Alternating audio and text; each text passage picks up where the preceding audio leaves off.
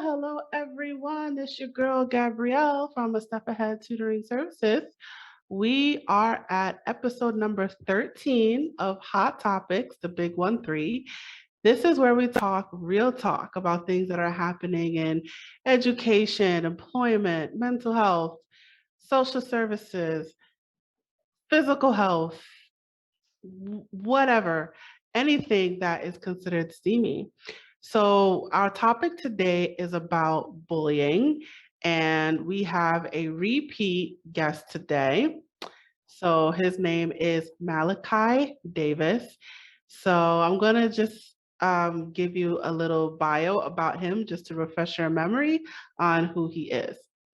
So, Malachi Davis is the co founder of the Mal the Motivator Brand. He's a motivational speaker who has spoken at some of the most prestigious venues and institutions around the country. In addition to motivational speaking, he is also a mentor and writer. He's written articles for the Long Island Press, Queen's Courier, CANA Foundation, the Knocturnal, and One World Fest Global. He's worked with the likes of Congressman Steve Israel, NBA player Tobias Harris, and NBA agent Torrel Harris. He majored in creative writing at New England College, where he was also the captain of the basketball team. Malachi was also featured on the Ellen DeGeneres show as a guest due to his writing ability. Malachi's done voiceovers and has even helped to work on an ad that was featured on 3 billboards in Times Square. All right, Malachi, welcome back to Hot Topics. Hey, how's it going? Thank you for having me. Yeah, of course. Thank you for coming back. Absolutely.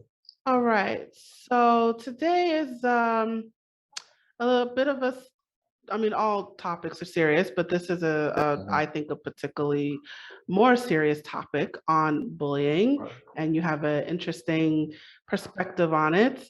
So if you wouldn't right. mind, please sharing with our viewers. Um, yeah, well, I feel like the topic of bullying is something that's very prevalent right now, in schools, as well as in the workplace, with adults, but mostly with kids. Me being someone who does work with a lot of children, I see it a lot. Um, there's different levels, I would say, to it. Sometimes it's playful banter, sometimes it's a little more serious than that. Um, I feel it's very important to, just point out to people how much more you're alike than you are different, because a lot of it stems from that, just not really realizing how much you and a person have in common. So a lot of kids are, going through stuff at home. So they come to school, they take it out on, other kids in the school. And if they were able to see that, this person who I'm bullying or the person who I'm talking about is facing some of the same issues that I am, you might be a little less likely to, make fun of somebody knowing they come from the same type of struggle or the same type of environment. And I actually have, a very close situation where I had to speak to children. A girl at high school that I was hired to speak at had actually committed suicide. And she was in the 10th grade. It was a female. And it was a very uncomfortable thing to talk about with, young kids in high school, because obviously that's a topic that for at any age, it's very hard to, process and deal with. But a lot of the reason why that was happening was because she was suffering in silence and she wasn't really speaking on some of the stuff that was going on, being bullied, stuff like that.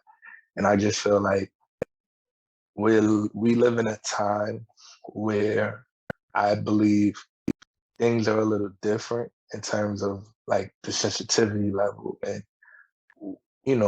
like, I don't want to say toughness, because like nobody should have to go through being bullied or anything like that. But I know in my day, it was a lot more acceptable. Like nobody frowned upon, people making fun of people. Like it was, all fun and games. It was playful. And I just feel like now there's so many platforms and there's so many, avenues that advocate and basically, talk out and speak out about it, because we do see that a lot of kids aren't really able to handle that. And it's something that a lot more, you hear that a lot more now than you did, kids can stuff like that. So I feel like it's a very important, subject to talk about. I think that as adults, we have a responsibility to highlight it more and, talk to kids about it, just because of the fact that, we're more experienced than them in certain standpoints. So I feel like if we bring it to the forefront and we force kids to speak on it, express how they feel about it, it'll make it a lot easier for kids to understand, how bullying can go from something that's very playful to something that's life altering. Like I said, a child committing suicide, a kid wanting to hurt themselves because they're being bullied. So I just think it's a very important topic.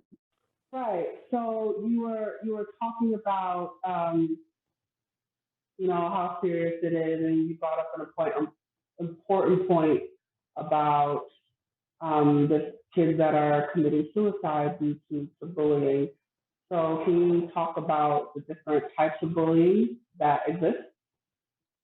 Um, I mean, I think I don't know if I would like break them down into different types of bullying. Like I feel like bullying is bullying, but I will say that um, there's people that are bullying. I think what I'm trying to say is that what it stems from may differ. So like you have kids who are going through stuff at home and they're just lashing out. So their bullying is really based off pain. So like they're saying hurtful things, but it's really just their own insecurities, and it's translating in the form of them bullying other people, which we see, even with adults. Like people go through certain things and they misdirect that energy or those feelings and they put it on someone else. Then you have kids who just genuinely don't understand that, the severeness or the seriousness of bullying someone, making fun of someone's clothes, making fun of someone's financial standing, things of that nature. So you have different, you know, sources, I would say, that bullying comes from. But I feel like it's all pretty much the same, just making a person feel bad about whatever they have going on. And I think that the only difference with the bullying, it really is the person who's receiving it. Because you got some people that can dust it off and it's not a big deal, and they'll take it as a joke or they'll even joke back. But then you have people that are a lot more sensitive, or they might be going through a lot in their own situation. So having somebody, talk about anything, their clothes, their finances, will really turn them, in a dark place. And being that a lot of young children are at that point where they're still figuring things out and they're still developing, they don't always know how to handle it. They don't know how to talk to people about it. So they just suffer in silence. Well, yeah, you brought up a few good points, but you know, kids get bullied. Some of the things they get bullied on are maybe the type of clothes they're wearing, their income background. They may be, you know, of lower income compared to the other students, or maybe of even higher income. They can be bullied based on ethnicity, race. There's a Mhm. lot of different things that kids can be bullied on, and especially at a young age, kids are impressionable. So can you give an example of like what a bully would say to a kid that would make you feel bad? Or like a specific like joke or something that like I've Yeah, heard, or yeah, well specific. um I mean, I've heard it all. I've heard stuff like, your parents can't afford to buy you nice clothes. I've heard, people talk about hair, especially amongst young women, or you don't have good hair, or your hair is nappy, complexion, like you said. I've heard people, talk about darker skinned children, as, being a dirty complexion, stuff like that. Um, amongst basketball, because I also coach, hair, you suck at basketball, you're not good, little things like that. And, for some people, they might think that's not really a big deal, or, it's something you could struggle. But for other kids, like little things like that really hurt, and they internalize it. And what is it? How do you know that a kid is hurting? What does it look like? It's tough to say, because like you don't always. There's not always an outward thing that they show. Like a lot of kids that I know personally, if you don't ask them, you wouldn't know, because they're quiet about it. They're not really, showing any emotion at the time, but they may go home and cry, or maybe later when nobody's around, they express to themselves, or, to the people they're close to. But I feel like it's kind of just up to you to know, if you're the adult in the situation. And I'm talking specifically for kids, but just, if you see it happening, just to talk to them. Or I think sometimes isolation is a good indication. Like when you see a kid that isolates themselves a lot and doesn't really want to be a part of group activities, or isn't really into being around other kids, usually that's a sign that I've seen to be like, okay, something's going on. Or, he's clearly not wanting to be around those kids for a reason. Because, most kids want to be around other kids, like, unless you're an introvert. But for the most part, when you're a child, you want to play with other kids and stuff like that. So I found that to be a sign that usually gives off an indication. But for the most part, it's not always a sign. It's not always a blatant sign. Sometimes it's very subtle, and you have to kind of just dig and kind of like I don't want to say guess, but you kind of just have to like, question and ask if you see it going on. Right, right. So, I mean, that's another important point that you brought up. If you're not always going to know, and Right. they're not always going to, particularly kids, they're not always going to come forward. But you also want to look out for changes in behavior. So, if you see like a child who's normally outgoing is all of a sudden keeping to themselves and not wanting to talk to other people, and there's little signs that you look out for. Definitely. So what kind of, so if you see it happening, right? Mm-hmm. You said, like you play basketball. So if you see a child saying to another child like, "Oh, you suck, you can't play, why are you here?" What kind of things would you say to them?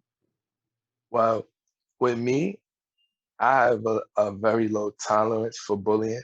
So most of the kids that play for me or are a part of my program, they know from the gate that I don't allow that. That there's a very low tolerance, and I'm the type of person that I make it clear from the gate. Like, we don't do that here. It's all about encouragement, lifting each other up. If you're not, able to do that, then this might not be the program for you. So they kind of come in with the understanding of that. But, obviously there's some kids that slip through the cracks, and it does still happen. And I'm usually just very vocal, at the time. And I make sure to do it in a way where it's not embarrassing for the kid that's getting bullied. Because, sometimes for children too, it's like they don't want you to make a big deal about it. They want to kind of to be discreet and stuff like that. So I've had instances where I think it's important to know your personnel. Everybody's different. So if it's a kid who I know is like very discreet and stuff like that, I might pull him to the side at one point, and then also pull the other kid to the side at another time, and just, try to explain and point out why it's wrong, the reasons why it shouldn't be done. But then, like I said, with other kids that I'm kind of familiar with, or I know their personality, I don't mind saying it in front of the group. Like, listen, we're not doing that. It's a low tolerance for that. And if you can't respect that, then this just won't be the program for you. So I just think, I don't know, I think children just need to know that it's serious, because I think that's the biggest issue. Like, people don't take it serious. Like, it's very like, oh, whatever, I'm just joking, or, oh, it's just, I'm playing. But it's like, everybody doesn't have that tough skin one, and some people are dealing with so much, you never really know what they're dealing with. You never know what that straw that breaks the camel's back is, So they could be going through a bunch of stuff at home, and then come to school and you're saying things that you think are funny, but to him, because he's going through all this other stuff, it's like he can't take it, and that's his breaking point. So I think just explaining to, young children that, listen, it's not just all fun and games. Like, for some people, it's very serious. So why do you think there are some kids that don't take it as seriously as they should? I mean, I would think probably upbringing, like just coming from a home that you may joke with your family members, with your cousins, with your friends in your own circle. So, because I'm gonna be honest, like I said, when I was growing up, bullying wasn't really something that was talked about like it is now. Like, it wasn't on the forefront. It was very like, people knew about it, people knew what was going on, but it was, like, I grew up with, like, listen, you gotta have tough skin. Sticks and stones may break my bones. You know what I mean? But words that never hurt me. Like, that was a cliche saying, but that was like what we lived by when I was growing up. Like, no one can talk to you or say certain things and it makes you feel away. Like, don't give anybody that power. So I feel like kids that do it probably come from households like that. So they're not able to put themselves in somebody else's shoes, because they're like looking at like, well, I'm able to joke around like this, or if I could do it with my friends and my family members, then it's not a big deal. But I think it's just about knowing that everybody's not the same, one, and just because you may do something with your circle of friends, that doesn't mean that everybody else is open to that. So yeah, I think it's just like very important to just, just know that. Because I don't think, because I'm gonna be honest, like, I'm not an advocate for bullying at all. Like I said, I have a very low tolerance for it. But I will say, growing up as a kid, I did have friends that joked with me and would talk about my outfit, but it was playful, and I didn't mind. It didn't hurt me. It didn't make me upset. We can laugh about it. We can joke about it. But that's not everybody's personality. So you got to know who you can do that with, who you can't do it with, stuff like that. Right. There's a line between being playful and being hurtful. Right. But even in being playful, it can still be hurtful, depending on who you're talking to. Because what might not hurt me, or what I might view playful, might not be what someone else views playful. So it's also, like I said, it's also important to know your personnel, because like I had a basketball coach that used to always say to me, a good coach, can coach well, knows his X's and O's, but a great coach knows his personnel, and he knows that he has to deal with every player differently. This player might work well under criticism. Another player might need a little bit of coddling. This player might need this. This player might need that. So knowing all of those things helps you be a better coach. And I feel like it's the same thing with human beings. Like, being a well-rounded person requires you knowing that I can't do everything with everybody. And that's with anything in life, like, everybody's not going to respond to something the same way. So I feel like, even though you're right, there is a thin line between playful and hurtful. Even sometimes playful can be perceived to be hurtful, depending on the person. Right. So you have to be aware of the things you're saying, and Right. And who you're saying it to.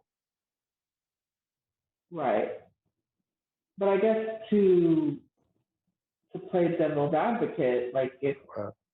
if the bully doesn't know that what they're saying is hurtful, because the person being bullied is not saying anything, then Right. they're not really gonna know.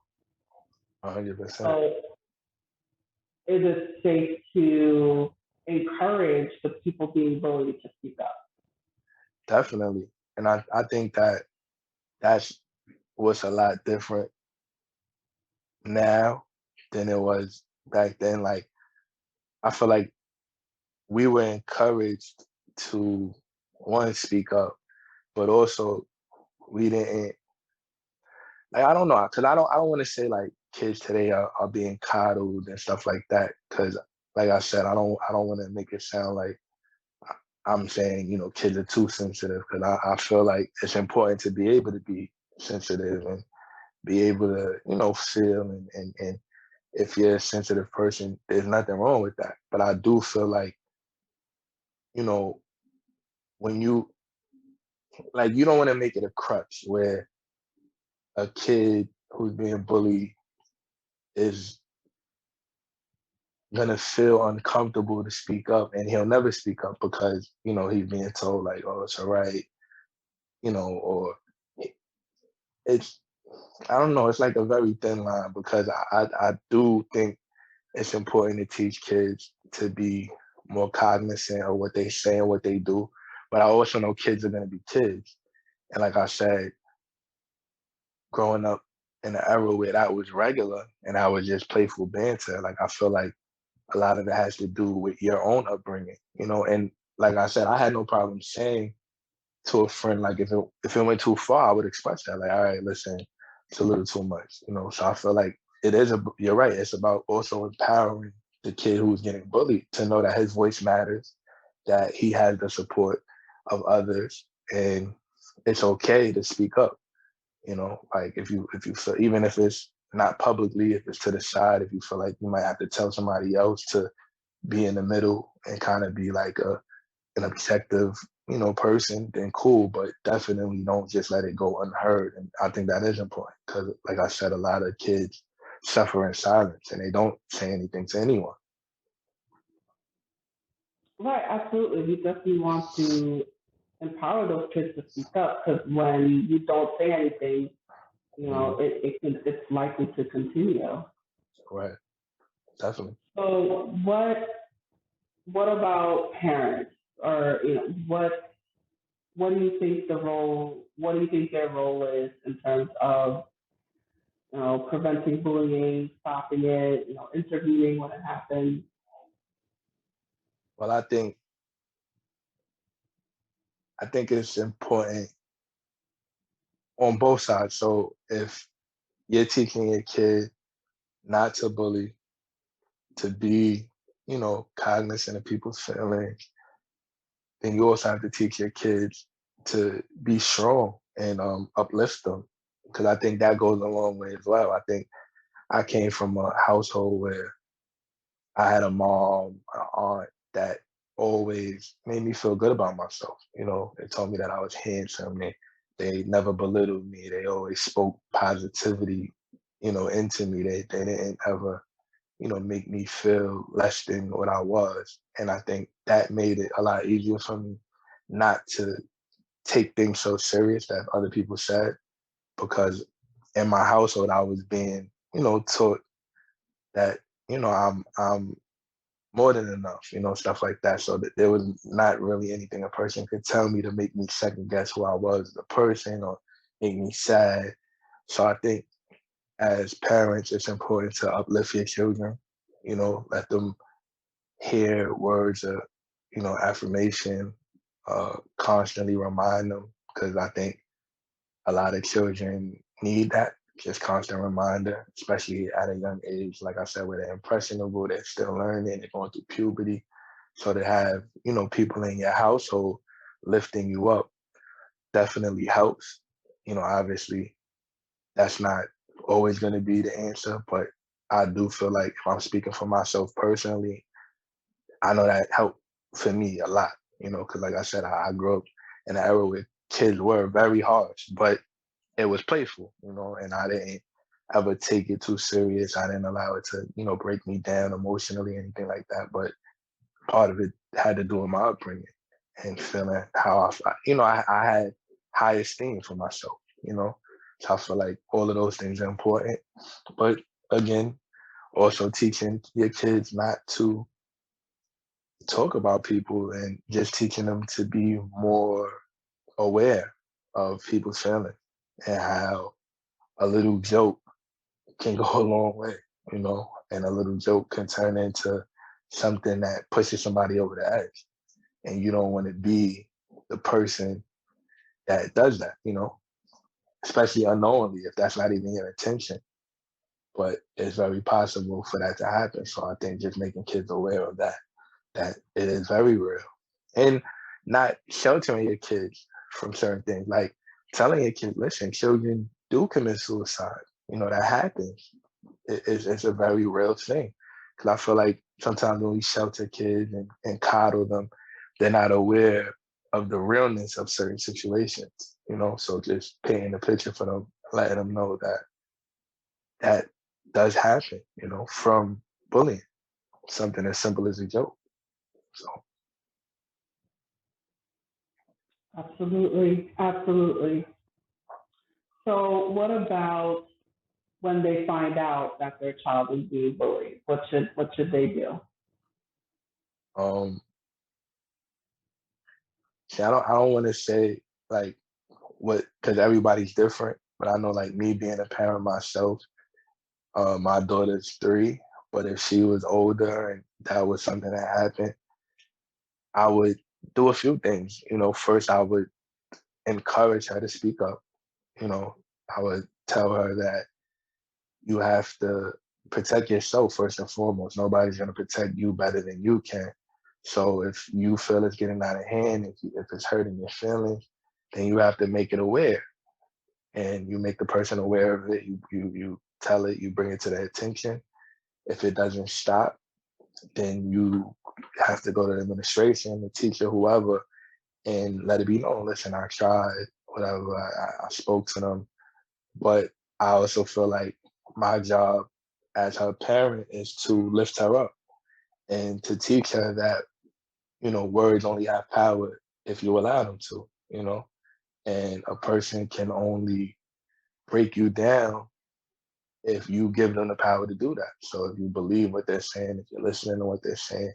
So I feel like it's a daily rotation of both. So obviously, encouraging her to speak up and do what she has to do to make it be known, but also just preparing her and making her well equipped to know that, I'm going to deal with people that are mean, people are going to say nasty things, but at the end of the day, if I have a high esteem of myself, none of those things should really matter. And I don't have to give any of that power. Absolutely. Absolutely. Absolutely. So, you coach basketball. So, do you find that because you have, well, let me ask you this. Do you have kids with different income backgrounds in basketball or different ethnicities, or do you tend to get the same type of kid? So I'll say this.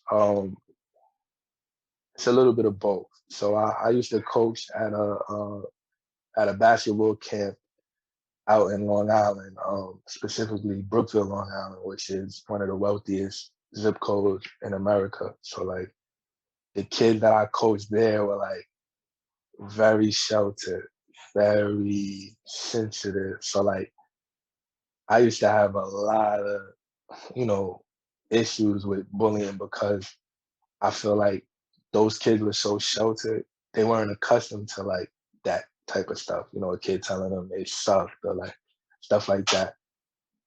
When I've coached kids from a more urban background or for a, lower income bracket, like that demographic, they seem to be a little more accustomed to like a little tougher, if I could say, like, so they're like kind of accustomed to that. They're not really being raised so sheltered, so they're a little more accustomed to that type of, playful banter.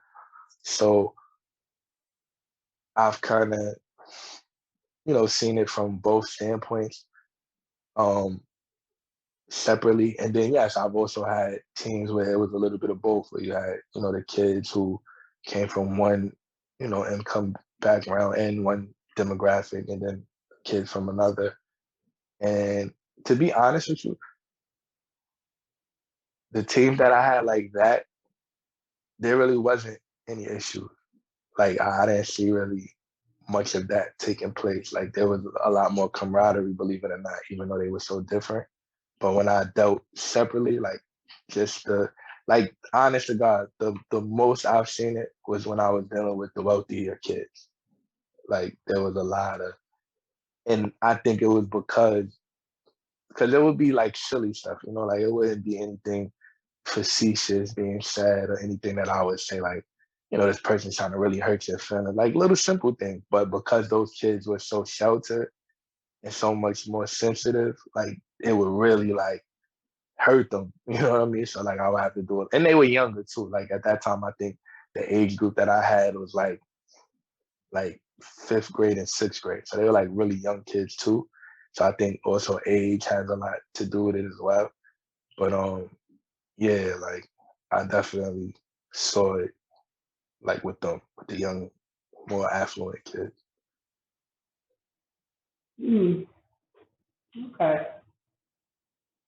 So now we're winding down a little bit. So, so what advice would you give to the viewers watching right now? In terms of what, just dealing with bullying? Dealing with it, if they're going through it, if they see it, Um, whatever comes to mind. well, the advice that I would give to anyone going through it, it would be just to, have the courage to speak up about it. Don't suffer in silence, because nobody should suffer in silence. It's a very unhealthy way to cope, just dealing with things on your own, never really being able to express it, suppressing those feelings. So I would definitely say to speak up. And even if it's not you speaking up directly to the bully, just expressing it to someone that's in a position to help or play the objective role, I would also say to them, just remember that, like I said earlier, words only have power if you allow them. I know I was always taught that people do a lot of things for attention and for the response that you give. So a lot of the time, I was always taught ignore them and they'll stop, because if you're not giving, if they're not getting the rise out of you that they want, they're not gonna find any. Because that's usually what it's for. People do that to get a rise out of you. So I would also just say, have the ability to just ignore that and just be confident in yourself and know that, I'm not gonna pay that attention. From the side of people doing the bullying, I would just tell them to just be a little more cognizant of the fact that everybody is not the same, and even though you may feel you're joking or you may feel like it's playful or whatever the case may be, that doesn't mean that's how the person on the opposite end is taking it. And I would say just understand the severity and seriousness of bullying, that it doesn't always end where it's just, oh, well, I'm joking with this person. Like there are times where people crack and they can't take it. And like I said, they're dealing with stuff at home and they're dealing with stuff here and there. And you never know when you'll be the straw that breaks that camel's back. So I would just say be a lot more cognizant of that.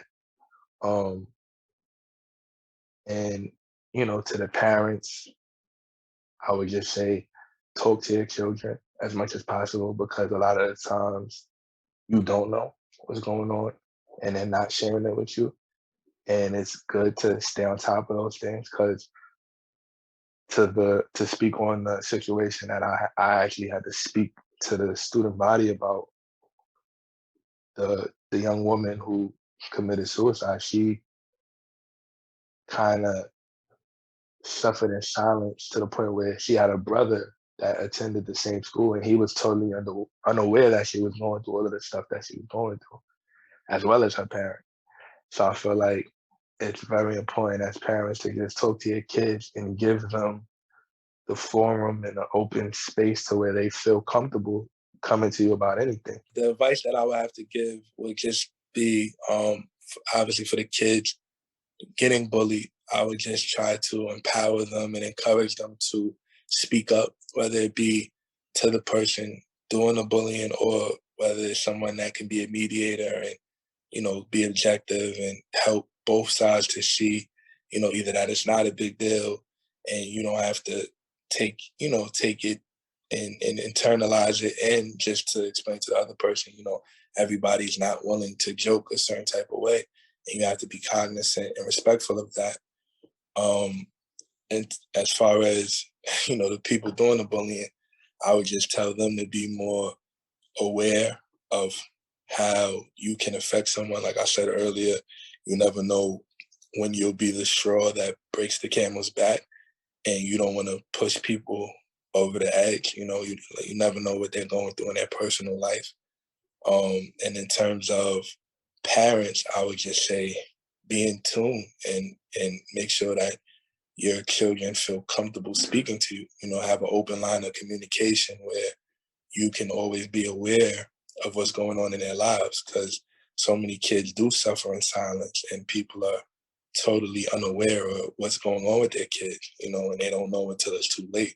So I feel like it's very important to just speak to them, encourage them, uplift them, and just make sure they're comfortable to talk to you about anything. Awesome. Awesome. All right, Mr. Davis, thank you for joining us today on Hot Topics yet again. So to the viewers, you can find Malachi on Facebook under Malachi Davis. His Instagram is Mal_the Motivator, and his Twitter account is MallyMal92. All this information will be provided to you in the description. He's also available for motivational speaking. So if you're looking for a speaker for an event, you can email him at mallymal329@gmail.com. So definitely give him all of the support. And I thank all of you for joining us today. Please check out our YouTube channel for more videos and clips. And don't forget to subscribe. You can also find us on Facebook, Instagram, Twitter, and Eventbrite. And lastly, we are also collecting donations to our ongoing crowdfunding campaign on ifundwomen.com. The funds will be used to keep our staff employed, offer free and low-cost workshops, and to market our services to families nationwide. So please consider making a donation today. We will definitely appreciate the support. And please tune in next time to our next episode. Thank you for watching. Signing off.